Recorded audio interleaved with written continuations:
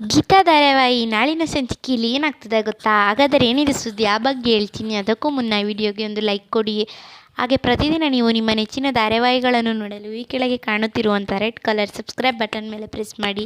ಹಾಗೆ ಪಕ್ಕದಲ್ಲಿರುವಂಥ bell icon ಒತ್ತಿ all ಬಟನ್ನ ಚೂಸ್ ಮಾಡಿ. ದಯವಿಟ್ಟು ಈ ವಿಡಿಯೋನ ಎಲ್ರಿಗೂ ಶೇರ್ ಮಾಡಿ. ಗೀತಾ ಮತ್ತು ವಿಜಿನ ಈ ಕಡೆ ಕಟ್ಟಾಕ್ಬಿಟ್ಟಿರ್ತಾರೆ, ಅವರಿಬ್ಬರು ಮಲ್ಕೊಬಿಟ್ಟಿರ್ತಾರೆ. ಆಗ ಈ ಕಡೆಯಿಂದ ಟಮಟೆ ಹೊಡ್ಕೊಂಡು ಬರ್ತಿರ್ತಾರೆ ಜನ ಎಲ್ಲ, ಕಾಡಿನ ಜನರೆಲ್ಲ.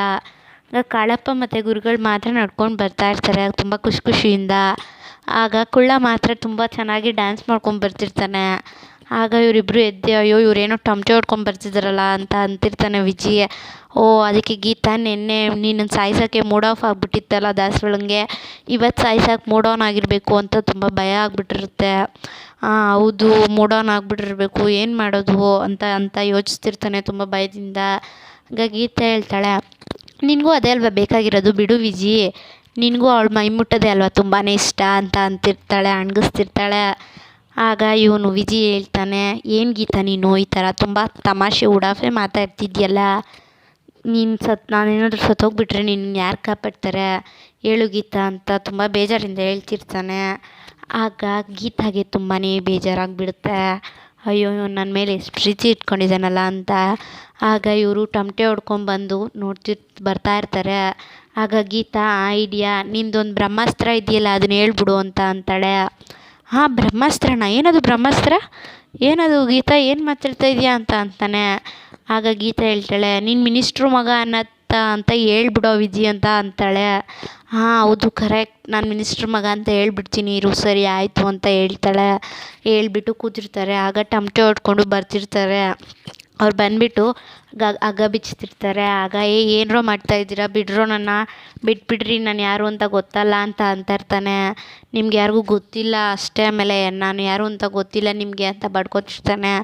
ಆದರೂ ಅವ್ರು ತಲೆ ಕೆಡಿಸ್ಕೊಳ್ದೆ ಅವನ್ನ ಹೆಗಲ ಮೇಲೆ ಕುಣಿಸ್ಕೊಂಡು ಹೋಗ್ತಾಯಿರ್ತಾರೆ, ಹೊರಟೋಗ್ತಾರೆ. ಆಗ ಗೀತಾ ತುಂಬಾ ಬೇಜಾರು ಮಾಡಿಕೊಂಡು, ಅಯ್ಯೋ ಇವನ್ನ ನಿಷ್ಕಲ್ಮಶವಾದ ಪ್ರೀತಿಗೆ ಇವ್ರು ಕಲ್ಲಾಗ್ತವ್ರಲ್ಲ, ಏನು ಮಾಡೋದು ಅಂತ ಯೋಚಿಸ್ತಾ ಕೂತಿರ್ತಾಳೆ ತುಂಬ ಸಪ್ಪಗೆ ಹತ್ಕೊಂಡು. ಆಗ ಈ ಕಡೆ ಭಾನುಮತಿ ಅವ್ರ ಅಣ್ಣ ಮತ್ತು ಭಾನುಮತಿ ಆಚೆ ಬಂದು ನಿಂತ್ಕೊಂಡಿರ್ತಾರೆ. ಏನಿದು ನೀನು ಕೊಡ್ತಾರ ಚಮಕ್ಕೆ ನಾನು ಯಾವುದಾದ್ರೂ ಕಲ್ಲು ಹೊಡ್ಕೊಂಡು ಸತ್ತೋಗ್ಬಿಡ್ಬೇಕು ಅನಿಸ್ತಿದೆ, ಇವಾಗ ಅಷ್ಟೊಂದೆಲ್ಲ ಪೇಷನ್ಸ್ ಇಲ್ಲ, ತೆಂಗಿನಕಾಯಲ್ಲೇ ಹೊಡ್ಕೊಬಿಡ್ತೀನಿ ಅಂತ ಹೇಳಿ ತೆಂಗಿನಕಾಯಿ ಇಟ್ಕೊಂಡು ತಲೆಗೆ ಹೊಡ್ಕೊತಿರ್ತಾನೆ.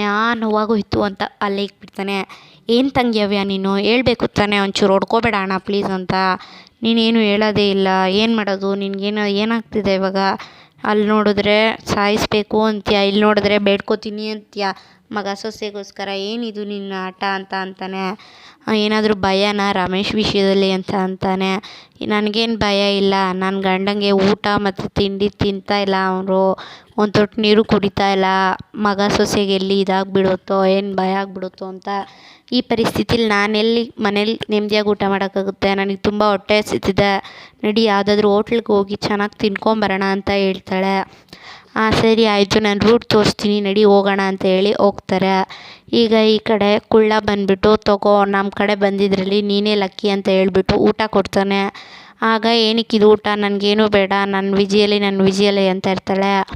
ಆಗ ನಿನ್ನ ವಿಜಿನಾ, ನಿನ್ನ ಗಂಡ ನಾವನೇನು ನಿನ್ನ ವಿಜಿ ಅಂತಿದೆಯಲ್ಲ ಅಂತ ಕುಳ್ಳ ತುಂಬ ಕೋಪದಿಂದ ಹೇಳ್ಬಿಡ್ತಾನೆ. ಇಲ್ಲಪ್ಪ ನಾನೊಂದು ಗಂಡ ಅಲ್ಲಪ್ಪ, ಜಸ್ಟ್ ಫ್ರೆಂಡ್ ಅಂತ ಅಂತಾಳೆ.